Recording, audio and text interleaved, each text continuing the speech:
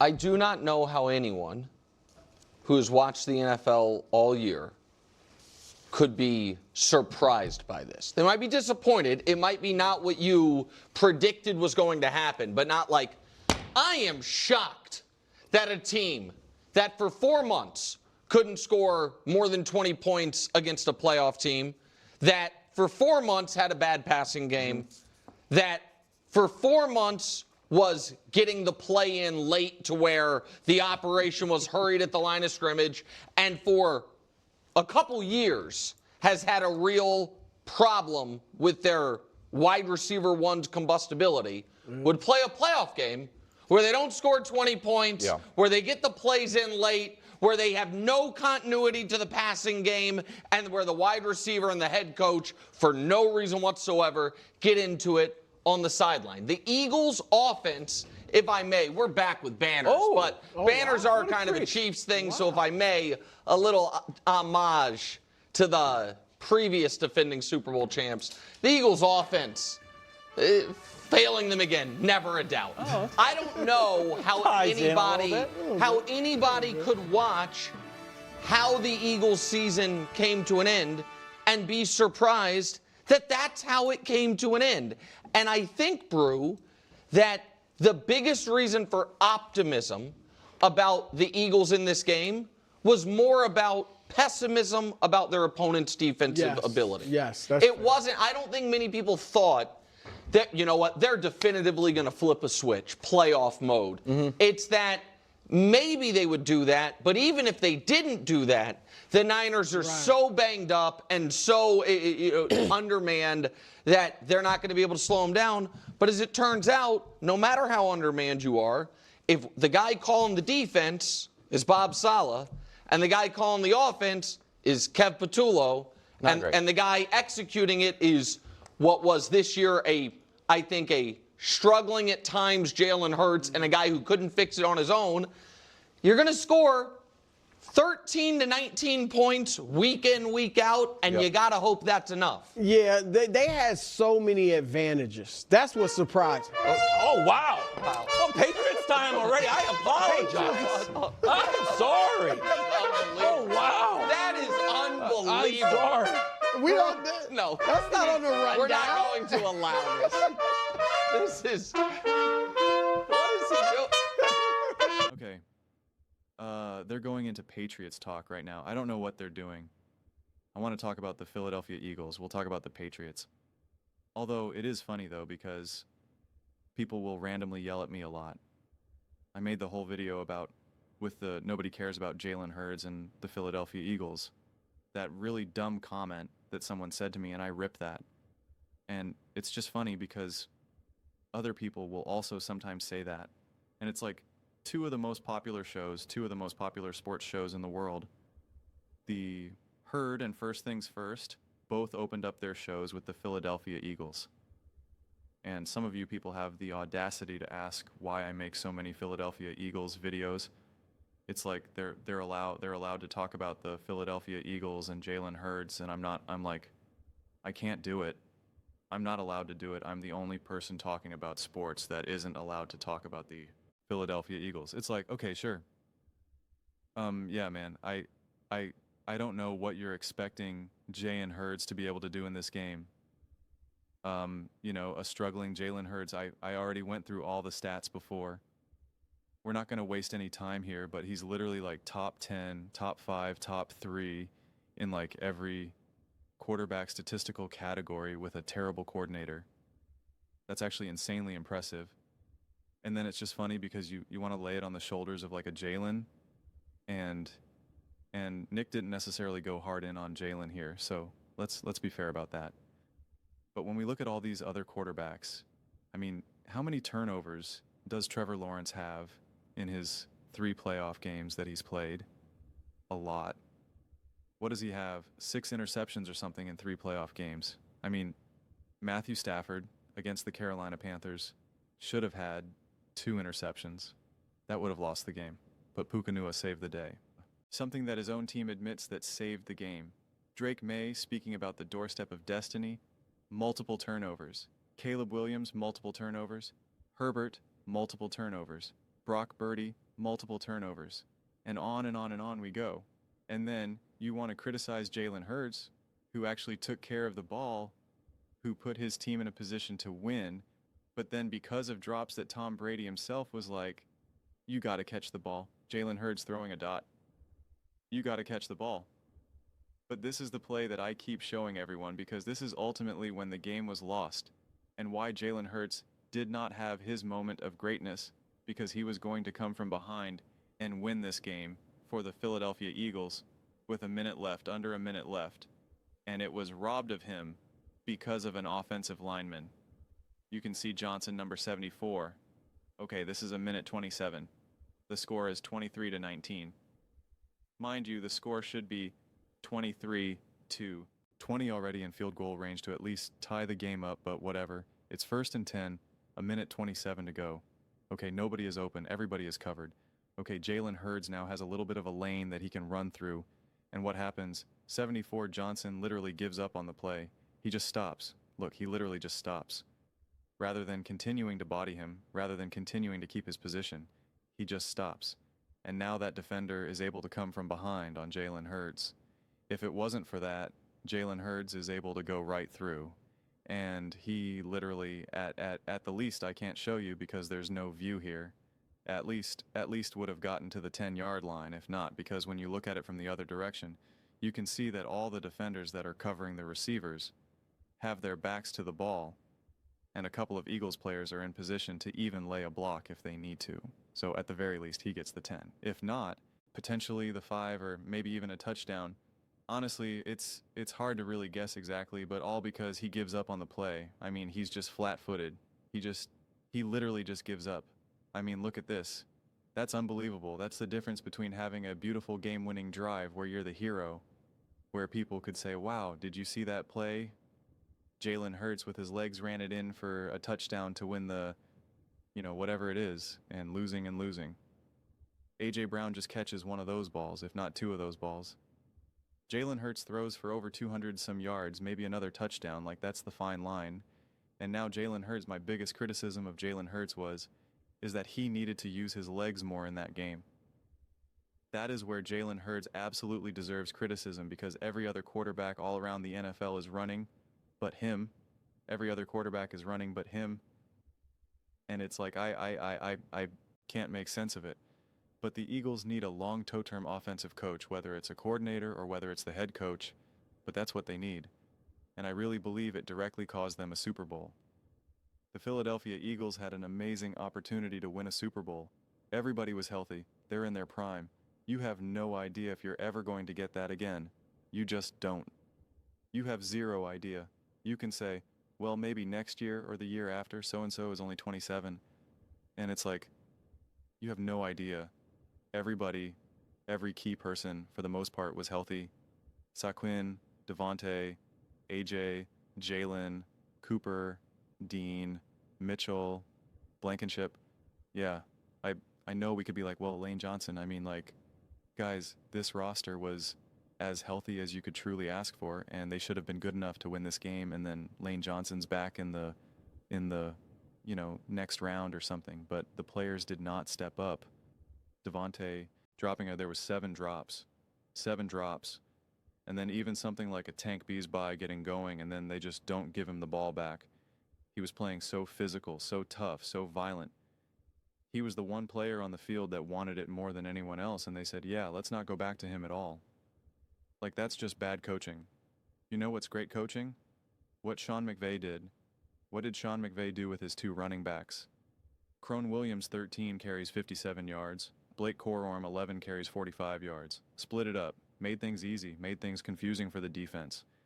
Disrupted the Eagles. It's like they got like 2 of those plays a game, if that. And they did it with Dallas GDR, of course, on multiple plays, and that's it. It's just difficult throw after difficult throw after difficult throw, which is the way it's been like that the entire season. It's been like that since last year as well. So it's not surprising that the Eagles came up short by any stretch of the imagination. The hope was that the players were going to elevate for the playoffs, and they did not in this game. They did not. As much as I'm defending Jalen Hurts, he needed to be better. AJ needed to be better. Devontae needed to be better. Right? Cooper Dean needed to be better. Was it? No. Was it Blankenship, the one that didn't stay with McCaffrey, that Tom Brady was like, why are you doing that? And again, the defense played great. Like these guys still played great. A lot of them still did great things. And, again, Jalen Hurts made great throws, et cetera, et cetera. But in those singular zoomed in moments, you got to elevate even more. And that was always the hope or the belief that you're like, okay, if the Eagles do that, they can win. And if they did that, they would have won this game, but they didn't. The field goal kicker didn't elevate. Literally missing an extra point. Now you're down by 4 instead of down by 3. That completely changes the game. Obviously, it becomes the difference between winning and losing. If you make that extra point, it's an extra point. Jake Elliott, you kicked the field goal. Now it's tied. Now, who knows what's about to happen? I don't know. Neither do you. A.J. Brown catches that ball.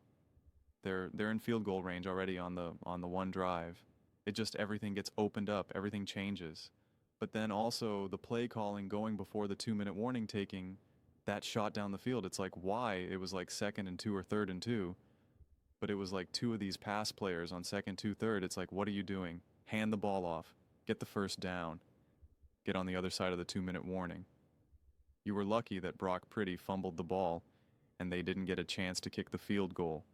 Because if they kicked the field goal and got 3 points there, that was directly because of the play calling. And I had a whole discussion with, it was someone's opinion who I really trust, Travis O'Shea, who knows way more about football than I'll ever know. He was like, it was a good play call. The play was there. And I get that. But that's where my mind takes things a little bit beyond just the X's and O's and why, I'm a firm believer in that you need to do more than just the X's and O's because he kept saying the plays are there, the players aren't making them. And I agree with that, but you have to understand the quality of how this offense is being run right now. If it was at a higher level, if it was executing at a higher level, if this Eagles offense had been running at a higher level all throughout the course of the season, then yes, I get it. Then you go for it. You call those plays, but that's not the case here, and the run game was working. So at that point, just run designed right on Jalen Hurts.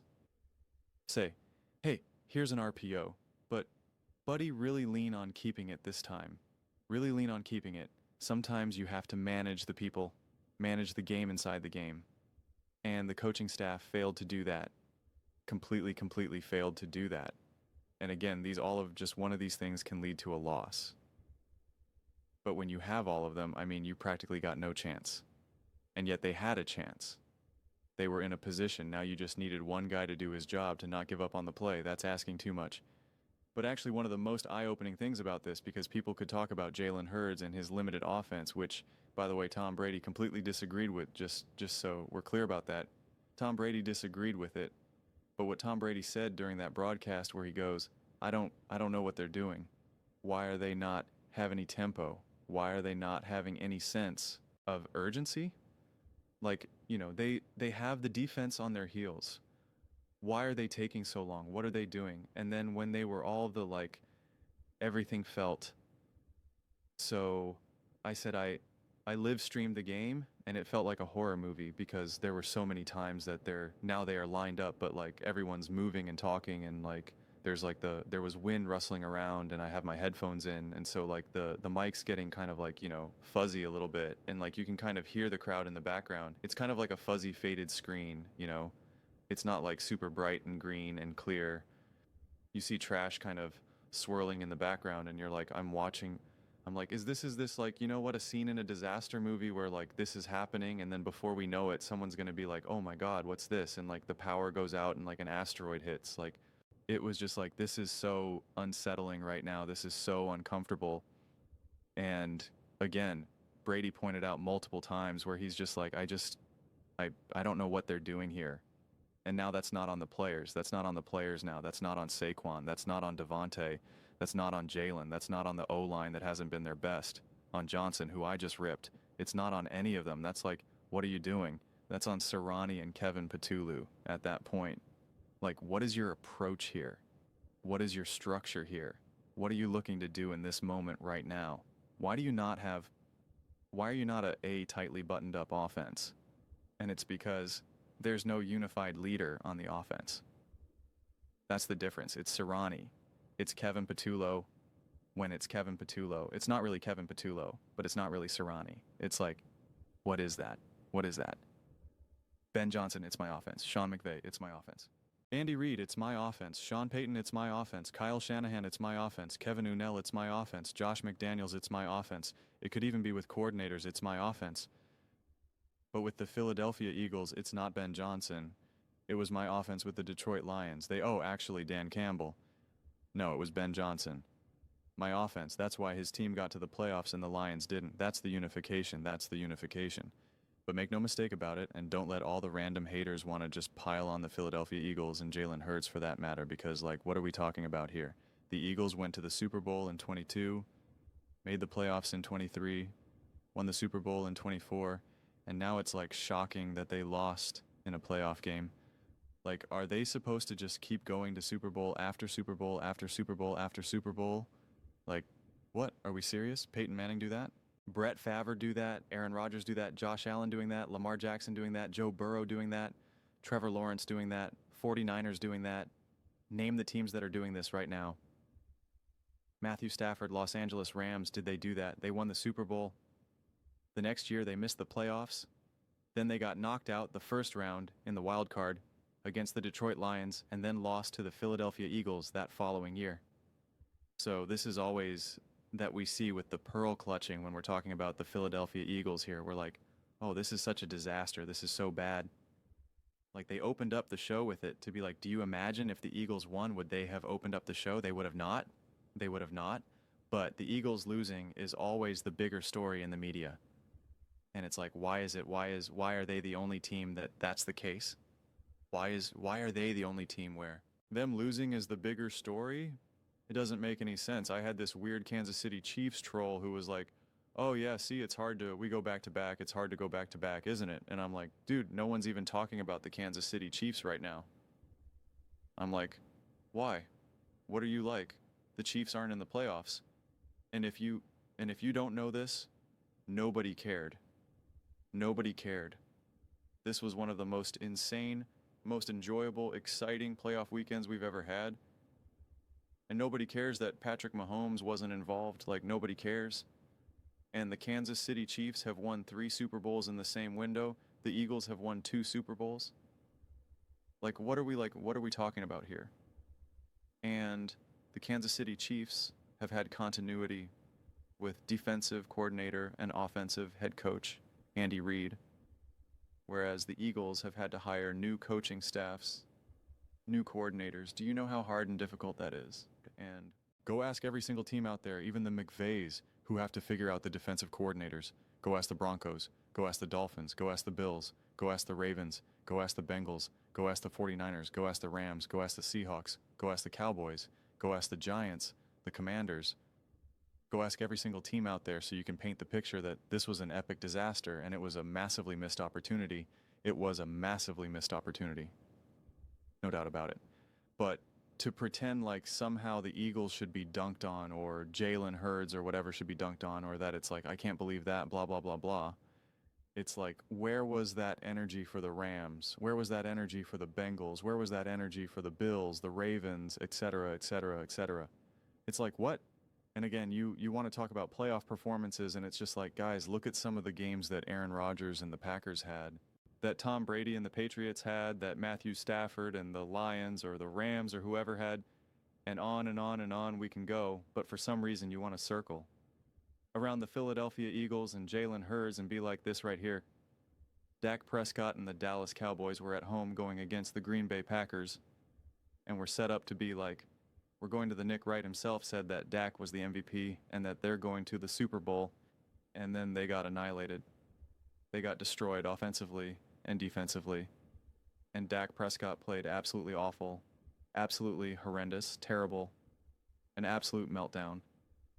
He could not function, and yet we'll want to focus more on Jalen Hurts, who actually played great, who actually put his team in a position to win, but we'll put a circle around Jalen in that moment, and it's like, wait, what? Huh? It's why you got to watch the games and you got to have a memory. You got to actually remember.